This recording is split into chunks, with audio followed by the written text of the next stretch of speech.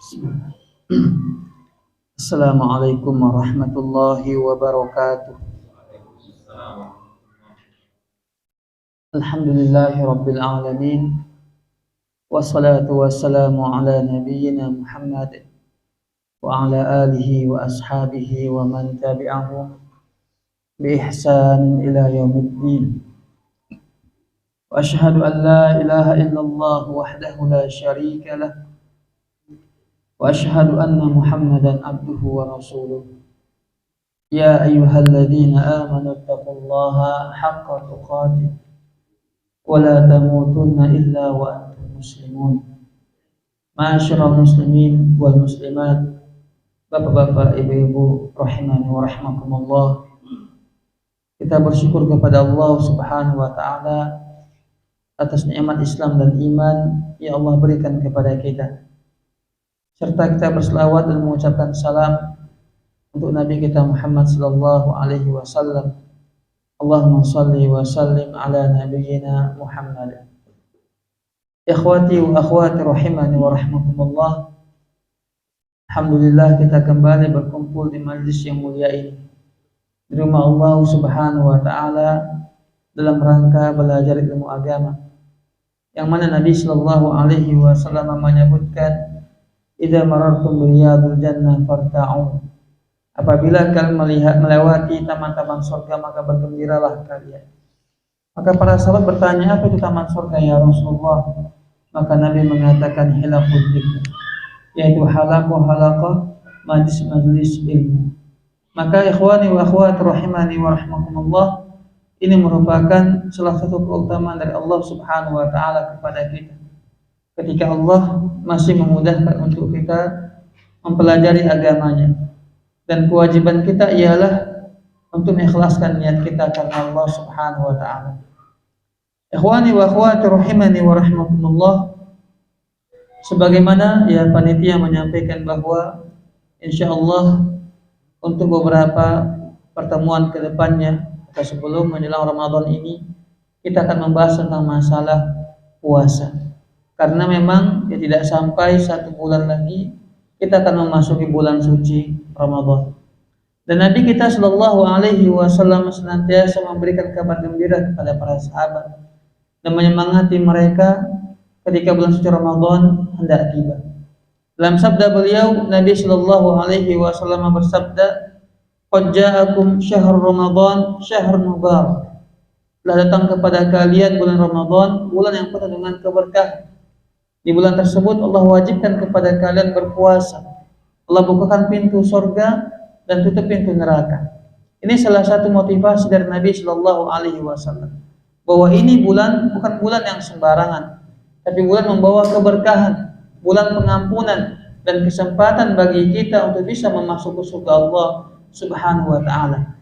Maka wajarlah dahulu para ulama salaf dari kalangan para sahabat dan para tabi'in, mereka 6 bulan sebelum Ramadan memohon kepada Allah dengan sungguh-sungguh agar Allah menyampaikan usia mereka sampai di bulan suci Ramadan dan memberikan kepada mereka kekuatan, hidayah dan taufik untuk bisa memperbanyak ibadah di bulan tersebut. Karena bulan ini bulan yang akan dilipat gandakan pahala kita dan bahkan dijauhkan daripada neraka Allah Subhanahu wa taala. Ikhwani wa akhwati rahimani wa rahmakumullah, adalah selalu kita pahami bahwa kemenangan sejati ialah apabila kita bisa menginjakkan kaki kita di neraka Allah Subhanahu wa taala dan jauh daripada neraka Allah Subhanahu wa taala. Bukan ketika kita menjadi seorang dokter atau menjadi seorang milioner ataupun orang kaya, pedagang, bukan. Tapi kata Allah Subhanahu wa taala dalam sebuah ayatnya dalam surah Ali Imran, Allah menegaskan, "Faman zuhziha 'anil nari wa udkhilal jannata faqad faz." Barang siapa yang dijauhkan daripada api neraka dan masuk ke dalam surga Allah Subhanahu wa taala, dia itulah orang yang beruntung, orang yang menang, orang yang sukses. Maka ini harapan kita ikhwani wa akhwati rahimani wa rahmakumullah. Memang setiap orang yang beragama Islam dan bertauhid kepada Allah, tidak berbuat syirik kepadanya, pasti masuk ke dalam surga. Itu pasti. Ini sebuah keniscayaan, janji daripada Nabi Muhammad sallallahu alaihi wasallam. Ketika beliau mengatakan, ya innahu man mata min ummati la yusyriku billahi syai'an dakhala al-jannah. siapapun di antara umatku yang meninggal dunia dan tidak pernah berbuat syirik kepada Allah, pasti masuk ke dalam surga. Itu pasti. Hanya saja manusia ini kelak pada hari kiamat memiliki berbagai macam level ataupun derajat. Ada orang yang dia masuk ke dalam surga tanpa hisab. Inilah yang sering kita dengar dengan hadis yang 70.000 orang masuk surga tanpa hisab, tanpa azab, langsung masuk ke dalam surga. Ini manusia-manusia sangat beruntung. Yang kedua, mereka masuk ke dalam surga Allah Subhanahu wa taala memang menjalani masa hisab sangat panjang, tapi tetap mereka masuk ke dalam surga dan tidak singgah sedikit pun di neraka Allah Subhanahu wa taala. Inilah keberuntungan yang kita harapkan menjadi orang-orang yang beruntung. Ketika Allah Subhanahu wa taala memasukkan kita ke dalam surganya dan menjauhkan kita daripada nerakanya meskipun hanya 1 detik. Ma'asyiral muslimin wal muslimat rahimani wa rahimakumullah.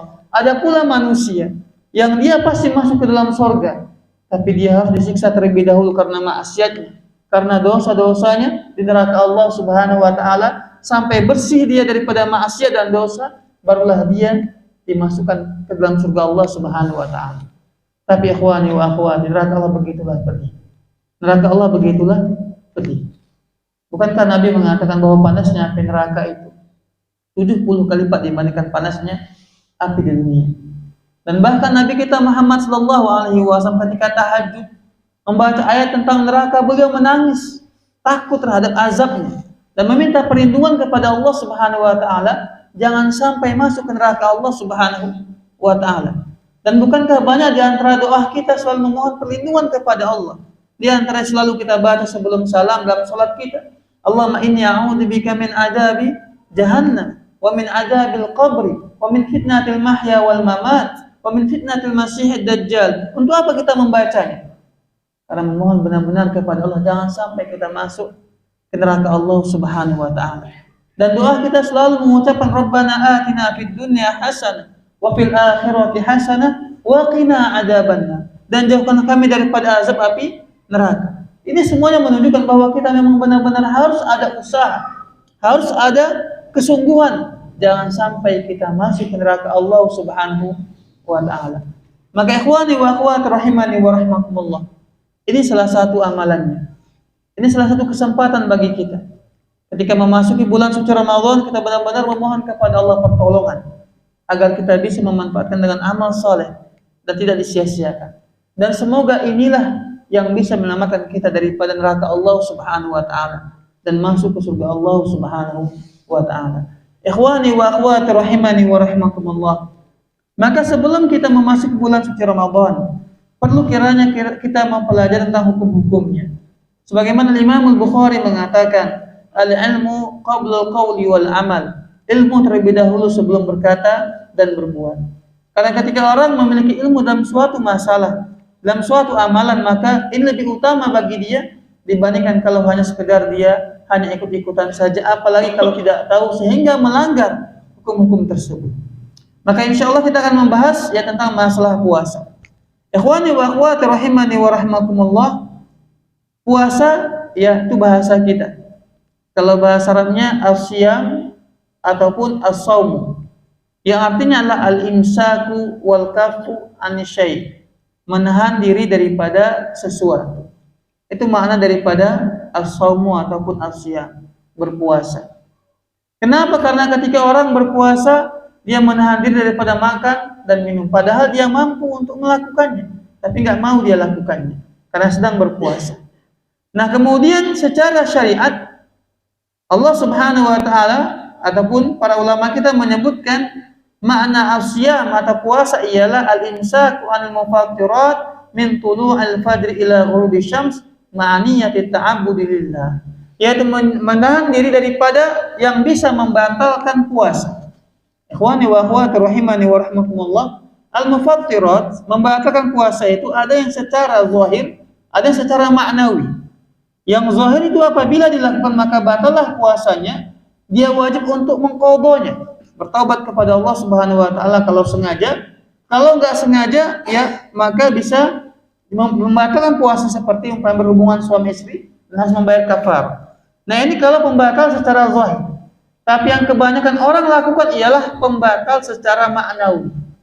Memang hukumnya tetap sah. Artinya apa? Puasa dia, nggak makan, nggak minum, dia sah puasanya.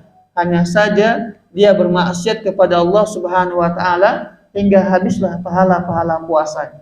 Batal secara maknawi. Ini yang Nabi Shallallahu alaihi wasallam sebutkan, rubba shaimin laisa lahu min siyami illa al-ju' wal 'atash. Betapa banyak orang yang berpuasa tapi hanya mendapatkan lapar dan haus. Kita ikhwani wa akhwati rahimani wa rahmakumullah, terkadang hanya berfokus kepada pembatas secara zahir. Enggak makan, enggak minum, enggak berhubungan suami istri. Tapi lisan kita enggak kita puasakan. Padahal ini yang sangat penting. Mata kita enggak kita puasakan. Padahal ini yang sangat penting. Karena tujuan daripada puasa itu ialah hikmahnya agar bisa mencapai derajat takwa. Bukankah Allah mengatakan dalam Al-Quran, ya ayyuhalladzina amanu kutiba alaikumus syiyam kama kutiba 'alal ladzina min qablikum la'allakum tattaqun. Maka di antara tujuan Allah mewajibkan puasa kepada kita ialah agar menjadi hamba Allah yang bertakwa. Nah, ikhwani wa akhwati rahimani wa rahmakumullah. Jadi puasa secara syariat atau istilah adalah menahan diri dari segala macam yang bisa membatalkan puasa, dari terbit fajar sampai terbenam matahari dengan niat ibadah kepada Allah Subhanahu wa taala. Kenapa harus dengan niat? Karena ada juga orang yang enggak makan, enggak minum, tujuannya apa? Menuntut ilmu hitam, ya, ilmu kebal, ilmu hitam, puasa muti dan semisalnya. Ada orang yang puasa yang enggak makan, enggak minum, tujuannya apa? Tujuannya hanya sekedar ya karena memang dia enggak mau gemuk, umpamanya mau diet, enggak makan, enggak minum. Kan puasa juga. Tapi bukan lillahi ta'ala, bukan niat ibadah kepada Allah Subhanahu wa ta'ala. Maka yang dikatakan puasa ialah orang yang menahan diri dari segala macam yang bisa membatalkan puasanya dari terbit fajar sampai terbenam matahari, subuh sampai maghrib, dan dengan niat ibadah kepada Allah Subhanahu wa ta'ala. Ikhwani wa akhwati rahimani wa rahmakumullah. Ini ya definisi daripada takwa. Definisi daripada puasa. Nah, sekarang kita ingin ya mengetahui apa sebenarnya hikmah dan faedah daripada puasa ini. Ini juga salah satu yang harus kita ketahui. Kenapa terkadang orang ketika berpuasa tak mengambil hikmahnya, tak mengambil pelajaran daripada puasa yang dia lakukan. Maka para ulama kita merangkum beberapa hikmah daripada puasa itu secara umum ya, secara umum. Yang pertama, bahwa hikmah puasa itu salah satunya adalah untuk mencapai derajat takwa di sisi Allah Subhanahu wa taala. Ini yang kita sebut tadi pada surah Al-Baqarah tentang perintah untuk mengerjakan ya puasa. Ini yang pertama. Yang kedua, ya, agar memiliki pengaruh dalam diri kita untuk tidak bermaksiat kepada Allah Subhanahu wa taala. Pembiasaan, ya, terbiasa untuk tidak bermaksiat kepada Allah Subhanahu wa taala dan menyadarkan kita bahwa kita mampu untuk tidak bermaksiat kepada Allah. Karena apa? Ketika kita berpuasa, ya, kemudian lewatlah di HP kita mungkin video atau gambar yang tidak baik, asnono, kan begitu. Kita bilang apa? Astagfirullah, sedang berpuasa. Bisa kita hindari. Artinya apa? Sebenarnya kita semuanya mampu untuk meninggalkan maksiat, mampu. Makanya dalam agama kita yang namanya perintah melaksanakan kewajiban, apa kata Allah? Fattaqullaha mastata'tum. Kerjakan semampu kalian. Bertakwalah kepada Allah sesuai dengan kemampuan kalian. Orang yang umpamanya tak bisa sholat berdiri, silahkan dengan cara duduk. Tapi ketika kewajiban, ketika yang haram, Allah menyebut tentang masalah yang haram, ya. Apa kata Allah Subhanahu wa taala? Wa ma nahaitukum anhu, kata Nabi sallallahu alaihi wasallam, wa ma nahaitukum anhu fantahu. Apa saja yang kalian aku larang mengerjakannya, kata Nabi, maka berhentilah secara total. Karena manusia secara umum bisa untuk menghindari maksiat. Tak mati dia kalau seandainya tidak bermaksiat tersebut. Berbeda dengan orang yang tak bisa sholat umpamanya dalam kondisi berdiri. Kalau dia berdiri, sholat dia paksakan oleh dia, harus wajib juga kita bilang, bisa jatuh dan pingsan dia. Tapi kalau orang umpamanya dikatakan kepada dia haram, melihat yang haram, mata dia harus dijaga, dia tutup HP-nya, dia hindari pandangannya, pasti nggak mati dia, nggak akan mungkin mati. Artinya apa? Semua manusia bisa meninggalkan maksiat. Ini pelajaran dapat kita ambil daripada puasa. Nah, sama hal seperti ini. Mohon maaf ya, kalau masih ada yang melakukannya. Ada orang yang suka merokok, candu. Dia bilang apa? Aku kok nggak merokok 1 hari pusing kepalaku ini, ya, udah pusing kali kepala.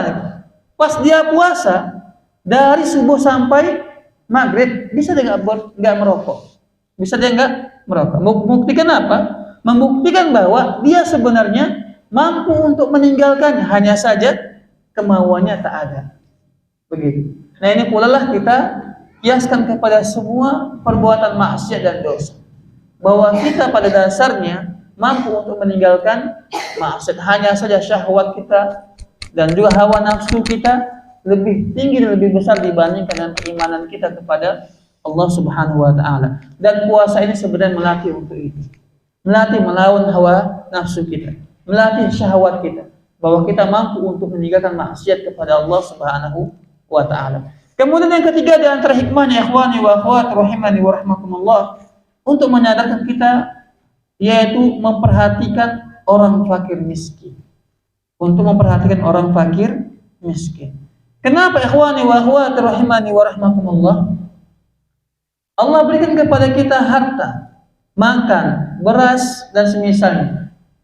Nah, ketika kita puasa, beras kita ada, lauk pauk kita ada, tapi gak kita makan sehingga kita merasakan kelaparan. Ini menyadarkan kita bahwa beginilah yang dirasakan oleh saudara-saudara kita yang dalam kondisi ekonominya miskin. Beginilah kondisi mereka. Ya, mereka nggak bisa makan, nggak bisa minum, nggak bisa ya makan karena alasan ekonomi. Nggak ada uang, nggak ada beras. Dan ini menyadarkan kita bahwa begitu pentingnya kita, orang yang dia lapar maka butuh dia makan, Dan kita merasakan kelaparan tersebut. Dan kita butuh makan ketika itu. Begitu pula lah dengan saudara-saudara kita. Mereka kelaparan, mereka kehausan, dan mereka membutuhkan bantuan. Maka ini menyadarkan kepada kita bahwa seharusnya kita, ya sebagaimana pernah merasakan kelaparan seperti mereka, bantulah mereka dengan memberikan sebagian harta kita kepada orang fakir miskin tersebut. Ini beberapa hikmah yang para ulama kita sebutkan ya tentang masalah puasa. Dan ini secara umum. Kemudian ikhwani wa akhwat rahimani wa rahmakumullah, apa keutamaan puasa? Dan ini sekali lagi puasa secara umum ya. Karena memang kita itu sebenarnya dianjurkan untuk berpuasa, bukan hanya puasa Ramadan. Puasa Ramadan itu hukumnya adalah wajib. Tapi Nabi berwasiat kepada kita dengan 3 perkara. Salah satunya adalah hendaklah kita berpuasa minimal setiap bulannya itu 3 hari. Ini wasiat Nabi Shallallahu Alaihi Wasallam, sebagaimana Abu Hurairah mengatakan, "Ausani khalili bisalasin." Kekasihku Rasulullah berwasiat dengan 3 perkara. Yang pertama ialah syiamu min kulli salasati ayyam min kulli syahri. Berpuasa ya 3 hari setiap bulannya, minimal 3 hari. Kemudian yang kedua wasiat beliau ialah menjaga salat duha 2 rakaat. Yang ketiga menjaga salat witir. Ya semoga Allah memudahkan kita untuk bisa mengamalkan 3 wasiat Nabi Shallallahu Alaihi Wasallam ini. Maka seorang muslim adalah senantiasa dia bukan hanya berpuasa Ramadan saja, tapi juga dia berusaha untuk berpuasa puasa sunnah. Ikhwani wa akhwat rahimani wa rahmakumullah. Nah, apa keutamaan daripada puasa itu? Apa pahalanya? Apa ganjarannya? Kenapa kita harus mempelajari ini ikhwani wa akhwat rahimani wa rahmakumullah? Ini membantu kita untuk ikhlas karena Allah. Bahwa keutamaan ini, ganjaran ini begitu besar di sisi Allah Subhanahu wa taala. Nah, adapun pujian manusia, adapun masalah dunia begitu kecil dibandingkan dengan keutamaan-keutamaan ini, sehingga mendorong kita untuk termotivasi memperbanyak puasa dan juga mengikhlaskan niat kita kepada Allah Subhanahu wa taala. Dari hadis Abu Hurairah bahwa Nabi Shallallahu Alaihi Wasallam bersabda, "Qala Allah Azza wa Jalla." Allah Subhanahu wa taala berfirman. Ini merupakan hadis qudsi. Hadis qudsi. Allah Subhanahu wa taala mengatakan, "Kullu amali ibni Adam lahu illa shiyam. Fa innahu li wa ana ajzi bihi." Setiap amalan anak Adam itu untuk dia, untuk kepentingannya, kecuali puasa. Aku yang langsung memberi pahala kepadanya. Apa maknanya? Maknanya ialah kita ya punya makanan, kita punya minuman, kita umpamanya punya istri, dan kita bisa melakukan makan dan minum dan segalanya. Tapi karena ini merupakan untuk Allah Subhanahu wa taala, kita rela untuk meninggalkannya. Makanya Allah Azza wa Jalla memuji hamba-hambanya yang dia punya makanan bisa makan, yang punya minuman bisa minum, tapi sengaja dia tinggalkan untuk siapa?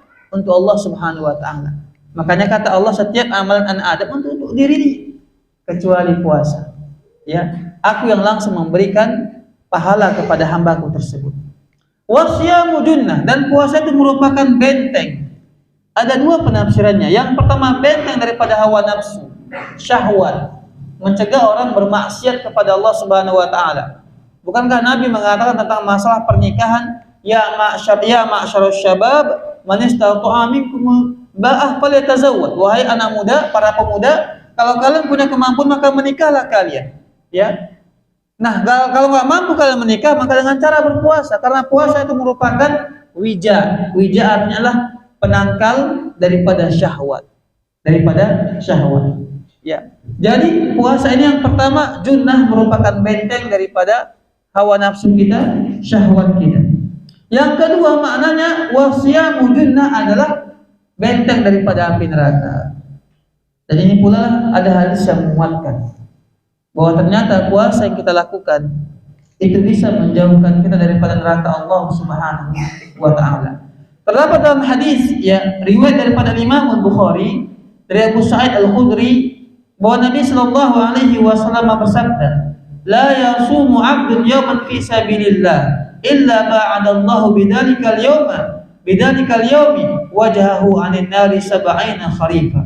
Bila suatu hamba berpuasa satu hari dalam jalan Allah Subhanahu wa taala. Bila seorang hamba berpuasa satu hari saja di jalan Allah Subhanahu wa taala, melainkan Allah Azza wa Jalla, habis baterai Pak ya.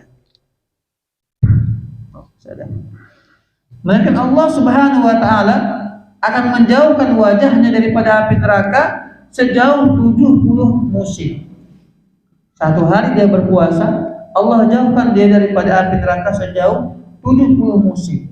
Ya, menunjukkan bahwa ini diantara keutamaan puasa adalah menjauhkan seorang hamba daripada neraka Allah Subhanahu wa taala. Semua puasa, ya semua puasa, mau puasa wajib maupun puasa sunnah, maka ketika orang berpuasa ketika itu, maka Allah menjauhkan ya wajahnya atau dirinya daripada neraka Allah Subhanahu wa taala.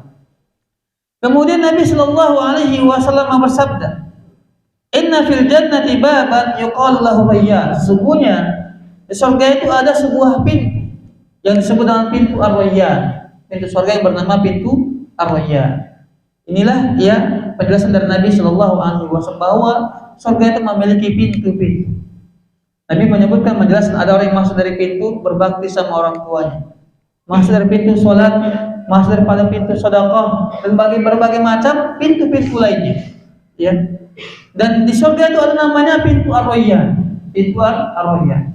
Kemudian ikhwani wa akhwat rahimani wa rahimakumullah, pintu-pintu yang 8 ini Nabi sebutkan ada 8 pintu surga, ya dalam hadisnya, beberapa hadisnya. Ada orang yang bisa memasukinya dari mana saja dia kehendaki.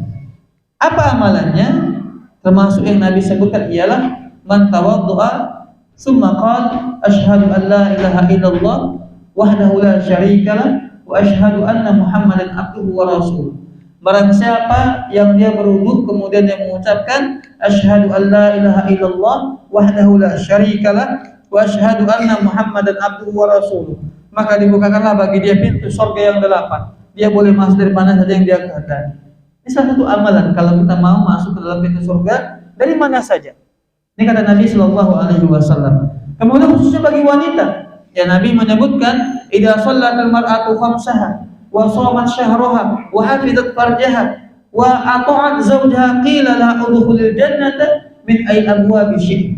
Apabila seorang wanita muslimah menjaga salat 5 waktunya, kemudian dia berpuasa Ramadan, dia menjaga kemaluannya tidak berzina, kemudian dia mentaati suaminya, maka dikatakanlah kepada dia kelak pada hari kiamat, masuklah engkau dalam surga Allah dari pintu mana saja yang kau kehendaki.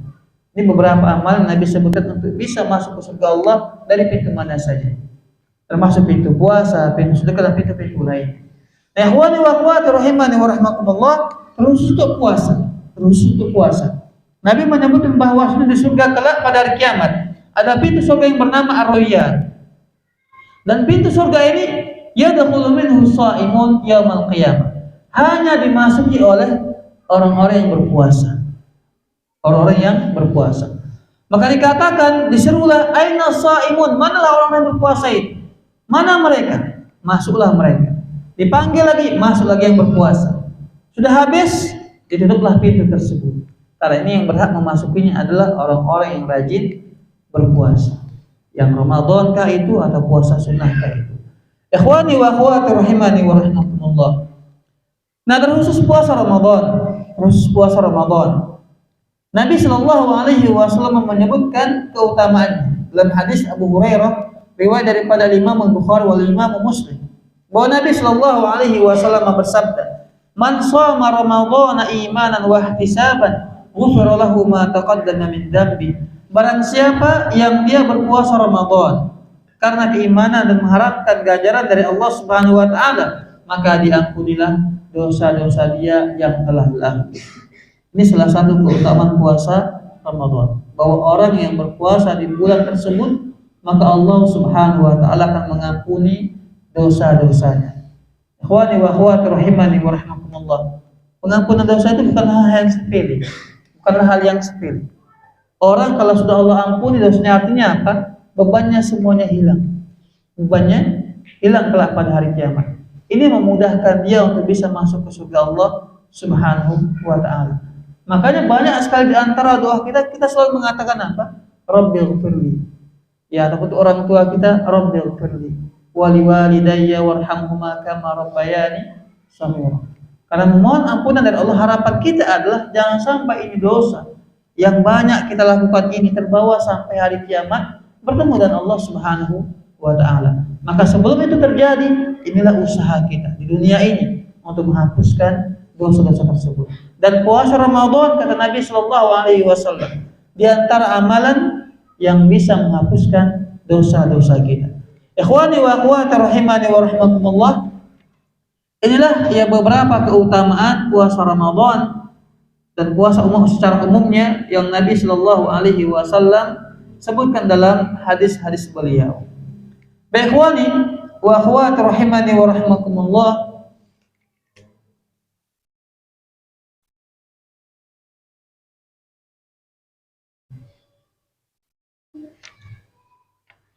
Kapan kita diwajibkan untuk berpuasa Ramadan? Ya. Kita berpuasa Ramadan ketika ru'yatul hilal Ramadan. Ketika melihat hilal Ramadan. Ya, di sini ru'yah. Maka di sini kalau ada perdebatan antara ru'yah dengan hisab, maka sebenarnya ialah ru'yahlah yang dipakai. Ru'yahlah yang dipakai. Nah, dari Arab Saudi bagaimana? Mereka menggabungkan dua metode. Metode ru'yah dengan metode hilal. Di Indonesia kenapa terjadi perbedaan pendapat? Terjadinya karena sebenarnya sama-sama mereka sepakat bahwa Ramadan itu dimulai dengan melihat ru'yah. Semuanya sepakat. Apapun organisasinya. Hanya saja perbedaan mereka mengatakan ialah kalau 0,1 sudah mulai nampak, sudah muncullah hilal. Masuklah bulan suci Ramadan. Tapi kelompok lain mengatakan apa? Oh, belum bisa terlihat. Dia harus 0,4 atau lebih baru bisa terlihat hilal tersebut. Ya, sebenarnya semuanya sepakat melihat hilal, hanya saja yang mereka menggunakan metode hisab. Ya, metode hisab, dan mereka memiliki prinsip atau kaidah, ketentuan. Kalau sudah muncul 0,1 ya, maka sudah terlihatlah hilal tersebut memasuki bulan suci Ramadan. Tapi secara umum memang ya Nabi Shallallahu Alaihi Wasallam ataupun Allah mengatakan kepada kita, "Faman syahida minkum syahra falyasum." Barang siapa di antara kalian yang melihat bulan suci Ramadan, maka adalah dia berpuasa. Menunjukkan bahwa kita mulai berpuasa Ramadan dengan cara ru'yah, melihat ya hilal. Nah, ikhwani wa akhwati rahimani wa rahmakumullah. Masalahnya adalah terkadang orang melihat hilal itu harus ketika maghrib. Ya, padahal bisa jadi hilal baru terlihat ketika jam-jam malam hari, jam 10, jam 12 dan semisalnya. Ini terkadang terjadi permasalahan di Indonesia khususnya. Kalau di negara-negara ya Timur Tengah nggak pernah ada masalah, ya nggak pernah ada masalah di antara mereka ketika penentuan hilal. Ya, wallahu taala alam, wallahu musta'an. Ikhwani wa akhwati rahimani wa rahmakumullah. Berikutnya adalah ya pembahasan kita. Kalau di Indonesia memang pemerintah yang menentukan, ya mereka membuat tim ru'yah ya. Kalau pada zaman Nabi Shallallahu Alaihi Wasallam, seandainya ada satu orang datang dia kepada pemimpin atau kepada pemerintah dan mengatakan saya menyaksikan hilal, maka persaksian dia diterima. Persaksian dia diterima ya. Itu pada zaman Nabi Shallallahu Alaihi Wasallam. Ikhwani wa akhwati, selanjutnya kita akan bahas ialah syurut sihatus siyam. Atau yang pertama ialah rukun puasa. Rukun puasa. Apa rukun puasa itu? Rukun puasa itu cuma satu, ya para ulama kita sebutkan, yaitu al-imsaku an mufattirat min tulu'il fajri ilal maghrib, yaitu menahan diri daripada segala macam pembatal puasa dari terbit fajar, ya terbit fajar maknanya sini bukan terbit matahari ya, terbit fajar dari sholat subuh sampai terbenam matahari, yaitu sampai sholat maghrib. Inilah ya rukun daripada puasa, menahan diri daripada hal yang bisa membatalkan puasa. Makan, minum, berhubungan suami istri dan semisalnya, ya dari terbit fajar sampai terbenam matahari. Nah, adapun syarat sah puasa, ini juga salah satu yang perlu diperhatikan. Karena ini salah satu pembeda antara puasa sunnah dengan puasa Ramadan. Yang pertama, syarat sah puasa adalah at-taharatu minal haidi wan nifas. Harus suci daripada haid dan nifas. Harus suci daripada haid dan nifas. Ya tentunya ini hanya berlaku bagi ya wanita. Haram bagi wanita yang haid maupun nifas, mereka itu berpuasa dan mereka berkewajiban untuk mengqadha puasanya. Baik, ini syarat yang pertama. Syarat yang kedua adalah an-niyah. Harus ada dengan adanya niat, yaitu niat dia berpuasa karena Allah Subhanahu wa taala. Nah, terkhusus untuk niat puasa Ramadan, berbeda dengan puasa sunnah. Orang puasa sunnah, dia boleh berniat keesokan harinya. Keesokan harinya. Bangun dia nggak makan, nggak minum, dia malas makan sampai jam 10. Ah, puasa aja lah, itu sah, boleh. Sebagaimana Nabi pernah ketika suatu hari datang kepada rumah istrinya, ada makanan nggak? Nggak ada. Apa kata Nabi? Idat ana shaum, saya puasa. Beliau berpuasanya ketika telah terbit matahari, terbit fajar, atau ketika pagi hari, beliau berniat untuk berpuasa. Maka puasa sunnah boleh, tapi puasa Ramadan memiliki ya perbedaan dengan puasa sunnah. Sebab itu tidak bisa disatukan niat puasa wajib dengan puasa sunnah. Seperti sebagian orang bertanya, boleh nggak seorang wanita mengqadha puasanya, puasa sunnah Senin atau Kamis, dengan niat untuk juga mengqadha puasa?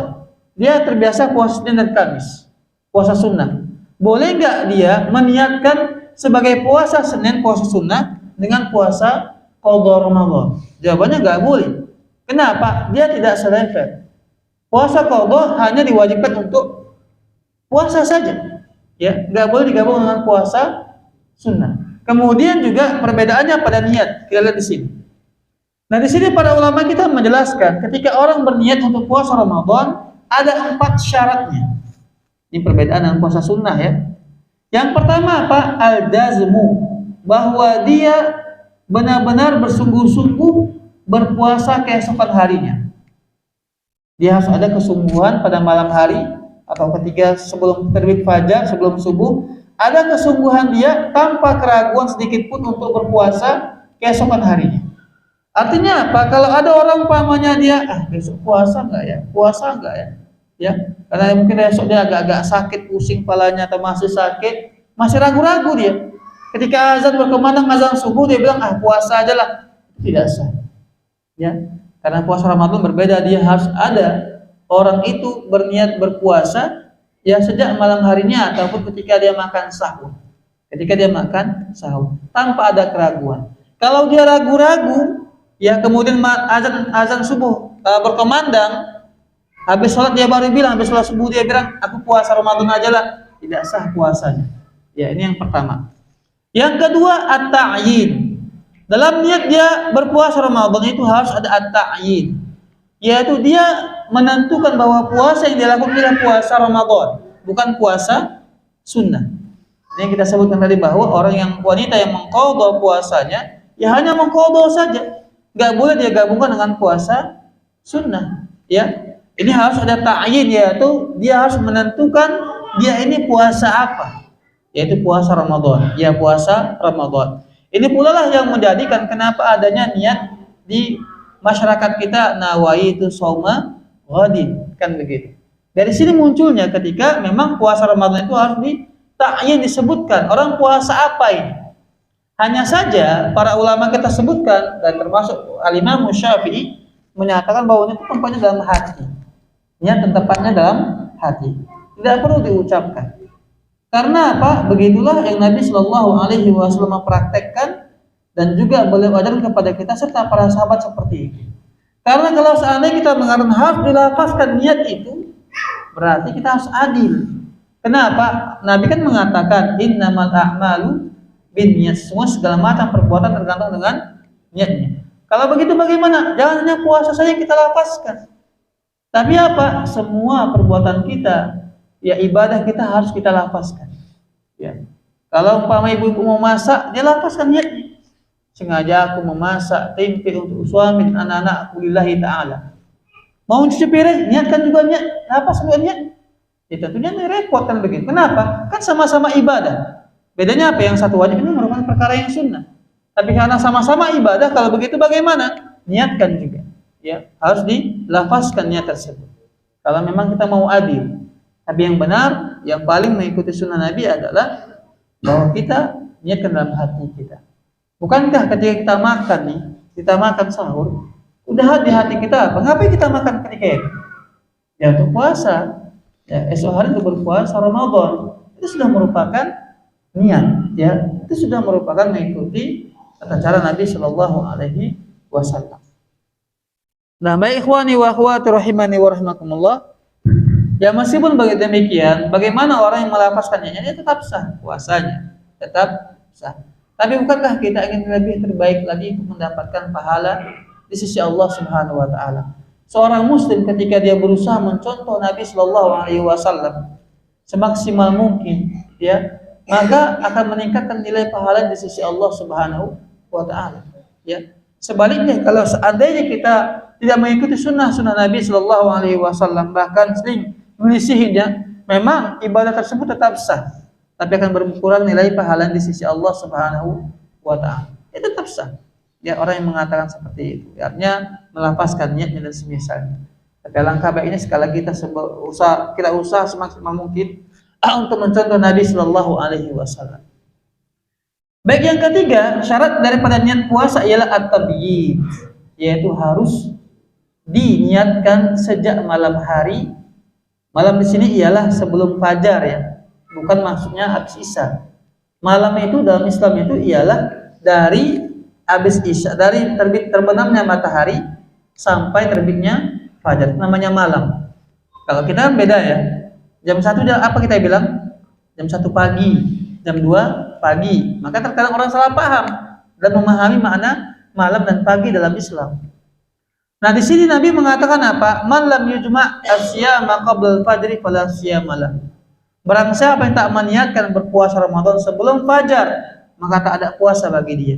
Dalam hadis yang lain, man lam yubayit fi Ramadan, barang siapa yang enggak berniat malam harinya untuk berpuasa Ramadan, maka tidak ada puasa bagi dia. Menunjukkan bahwa niat puasa Ramadan harus diucapkan, ya, harus dipasang, ya, ketika sebelum fajar. Baik malam harinya habis sholat isya atau sebelum tidur, ataupun, ya, ketika kita makan sahur, bahwa kita berniat ketika itu hendak berpuasa Ramadan keesokan harinya. Itu harus. Maka bagaimana kalau seandainya ada orang yang pamannya, ya, dia nggak ada niat malam harinya, nggak usah puasa besok, malas sekali, capek begitu. Kemudian dia terbangun ketika azan berkumandang, azan subuh. Puasa aja lah, tidak sah puasa dia. Kenapa? Karena dia niatnya ketika fajar sudah terbit atau ketika sholat subuh. Dan puasa Ramadan niatnya harus sebelum waktu, ya, sholat subuh itu datang, atau ketika, ya, malam hari atau sebelum terbitnya fajar. Itulah niat niat daripada puasa Ramadan. Ikhwani wa akhwati rahimani wa rahmakumullah. Ini yang ketiga harus diniatkan itu sejak malam hari atau ketika makan sahur ya, yaitu sebelum terbitnya fajar. Kemudian ikhwani wa akhwati rahimani wa rahmakumullah, yang terakhir ialah tajdidun niyyah li kulli lailah min Ramadan. Ini di antara keutamaan, di antara perbedaannya atau keistimewaan puasa Ramadan. Di kitab ya Sahih Fikih Sunnah ini disebutkan wajib ya setiap malam kita memperbaharui niat puasa Ramadan kita. Ini bedanya. Ini bedanya. Malam ini besok puasa kita sudah berniat untuk puasa esok harinya. Besok lagi niat untuk puasa hari kedua, hari ketiga. Setiap malam atau ketika sahur sebelum subuh kita pasang niat bahwa kita puasa Ramadan. Ini di antara ya perbedaan antara puasa Ramadan dengan puasa-puasa sunnahnya. Ya, ini pendapat sebagian besar ulama, termasuk pendapat ya Imam Ahmad dan Malik bin Hanbal dan semisalnya, atau pendapat jumhur di sini ya. Pendapat jumhur mengatakan mayoritas ulama mengatakan harus diniatkan setiap malam ya sebelum terbit fajar dalam hati kita untuk puasa Ramadan. Baik, nah ada sebagian para ulama seperti Imam Ahmad dan juga Imam Malik mengatakan bahwa boleh juga orang di awal Ramadan dia berniat berpuasa 1 bulan penuh. Sekali niat di awal Ramadan. Boleh juga seperti itu. Tapi jumhur ulama mayoritas mengatakan bahwa yang lebih utama adalah orang berniat setiap malam bulan suci Ramadan itu untuk berpuasa keesokan harinya. Wallahu taala a'lam. Ikhwani wa akhwati rahimani wa rahmatullah. Ini ya mungkin materi kita, semoga bermanfaat. Kalau ada yang mau bertanya, ya silahkan ditanyakan. Ya tentunya pembahasan Ramadan sangat panjang ya, sangat panjang. Termasuk sunnah-sunnahnya, pembatalan. Tapi insya Allah kita akan pilih beberapa tema yang mungkin penting untuk kita ketahui. Wallahu taala a'lam. Ya silahkan. Gimana Ustaz? Dia kan hari ini dia lagi lahiran Ustaz. Ya. Jadi kan lahiran di awal belum puasa. Itu kan harus kode lah Ustaz ya. Kode Ramadan Ustaz menyusui Ustaz. Tahun depan menyusui, dia belum puasa lagi menyusui. Iya.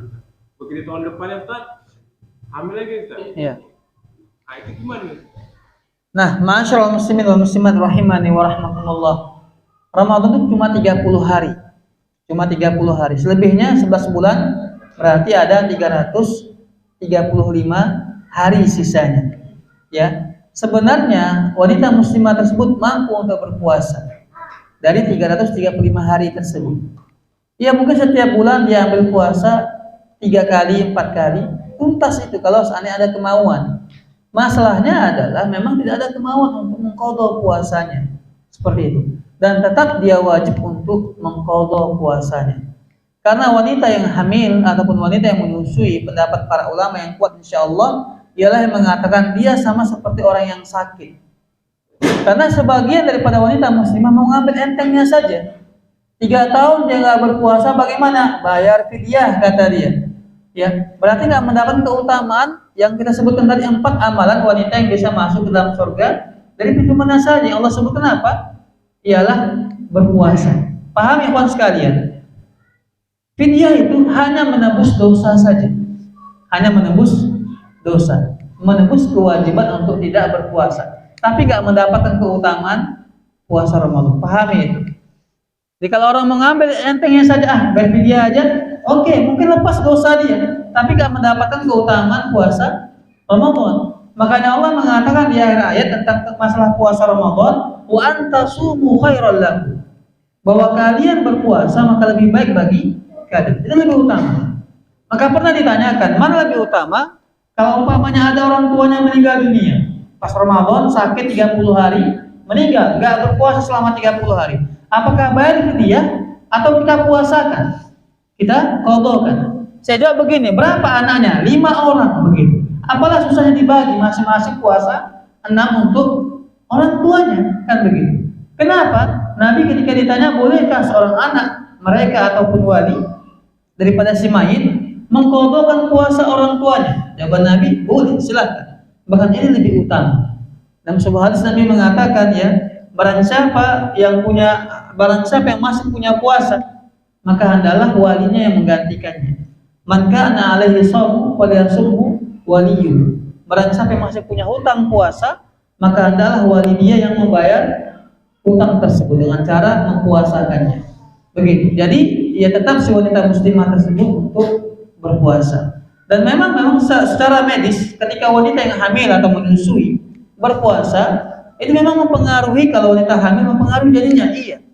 Itu berlaku kalau seandainya dia berpuasa 30 hari penuh berturut-turut. Tapi kalau seandainya dia berpuasa 2 hari enggak, 1 hari puasa, 2 hari enggak mempengaruhi jadinya. Tapi ini masalah ketika wanita muslimah tersebut memang enggak ada kemauan untuk berpuasa. Ya, akhirnya apa? 30 hari dibantainya makan minum, enggak mau puasa 1 hari pun. Ya. Kemudian begitu pula orang yang menyusui, iya. Kalau dia menyusui kemudian tidak makan dan minum atau dia berpuasa mempengaruhi air asinya, itu iya. Itu berlaku kalau seandainya dia berturut-turut puasanya. Tapi kalau seandainya dia 2 hari nggak puasa, 1 hari puasa, totalnya mungkin 10 hari berpuasa selama Ramadan, berarti tinggal 20 hari dia tidak berpuasa, tinggal dia qadha. Kan begitu. Tapi Masya Allah ada beberapa wanita muslimah saya ketahui atau pernah mendengar beritanya, bagi dia nggak ada pengaruh itu air asinya kalaupun dia berpuasa 30 hari penuh karena kemauan tadi. Ya, sebenarnya kalau kita ikhlas kemudian juga sungguh-sungguh benar-benar meminta pertolongan kepada Allah, insya Allah bisa dijalankan puasa Ramadan tersebut, ya, dan tidak mempengaruhi ya anak ataupun air asinya ataupun janinnya. Wallahu taala. Sudah masuk Pak Isa? Baik. Baik, ikhwani wa akhwat rahimani wa rahmakumullah. Terima kasih banyak segala perhatiannya. Kepada Allah kita mohon ampun. Wassallallahu wasallam ala nabiyina Muhammad wa ala alihi wa sahbihi ajma'in. Subhanakallahumma bihamdik asyhadu an la ilaha illa anta astaghfiruka wa atubu ilaik. Wassalamualaikum warahmatullahi wabarakatuh.